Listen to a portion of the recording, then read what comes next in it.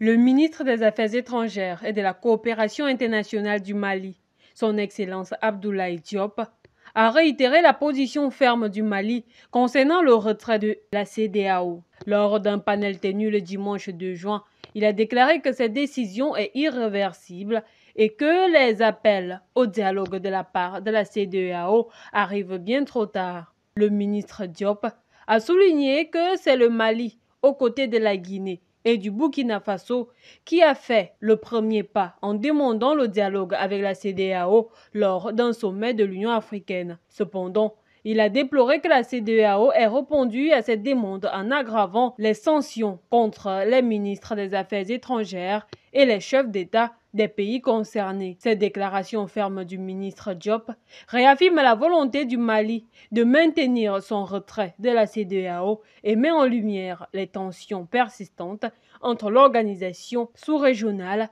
et ses anciens membres. Notons que les propos du patron de la diplomatie malienne interviennent quelque temps après la visite du président sénégalais Bassirou Diomaye Faye au Mali et au Burkina, dont le but était de séduire les autorités des deux pays à réintégrer l'organisation ouest-africaine. Mais peine perdue. Le 2 juin 2024, le président de la transition du Niger, le général de brigade Abdourahmane Tiani, a reçu une délégation russe de haut rang conduite par le colonel général Ekourov Lounoussbek, vice-président de la défense de la Fédération de Russie. L'objectif, renforcer la coopération bilatérale. Cette visite s'inscrit dans le cadre du renforcement de la coopération bilatérale entre les deux pays, en particulier dans le domaine de la sécurité et de la défense.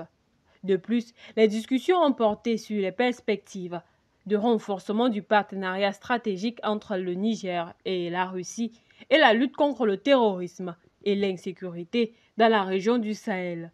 Les deux parties ont également réaffirmé leur volonté commune de consolider leur partenariat stratégique, promouvoir la paix, la stabilité et le développement du Niger. Cette visite illustre la volonté de la Russie de coopérer étroitement avec le Niger pour faire face aux défis sécuritaires dans la région. Le Soudan et le Soudan du Sud ont engagé des discussions en vue de relancer le transport du pétrole sud-soudanais à travers les territoires soudanais. Cette reprise est vitale pour les deux pays, le pétrole étant une source de revenus essentielle pour le Soudan du Sud et un élément crucial pour l'économie soudanaise. En rappel, la suspension des exportations en mars dernier était due à des problèmes techniques sur les pipelines soudanais. De plus, la situation politique et sécuritaire instable au Soudan a également entravé le transport du pétrole. Les deux pays ont exprimé leur volonté de coopérer pour trouver une solution durable à ces problèmes. Des réunions entre les ministères du pétrole des deux pays sont prévues pour discuter des solutions techniques et sécuritaires nécessaires à la reprise du transport du pétrole. La relance du transport du pétrole sud-soudanais par le Soudan est un enjeu crucial pour la stabilité et la prospérité des deux pays.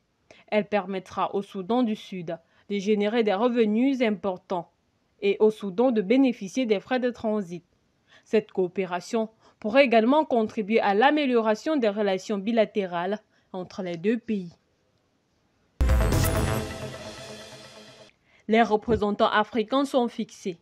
Alors que le mondial de handball 2025 aura lieu conjointement au Danemark, en Croatie et en Norvège, les groupes préliminaires de la compétition ont été dévoilés à l'issue de la cérémonie du tirage au sort. Tirage qui a fait que l'Algérie croisera la Tunisie sur sa route. Les deux nations se retrouvent dans le groupe B en compagnie du Danemark et de l'Italie. La Guinée aura droit à des oppositions de choix dans la poule D avec la Hongrie, les Pays-Bas et la Macédoine du Nord. Les requins bleus du Cap-Vert ont hérité de l'Islande, de la Slovénie et de Cuba dans le groupe G.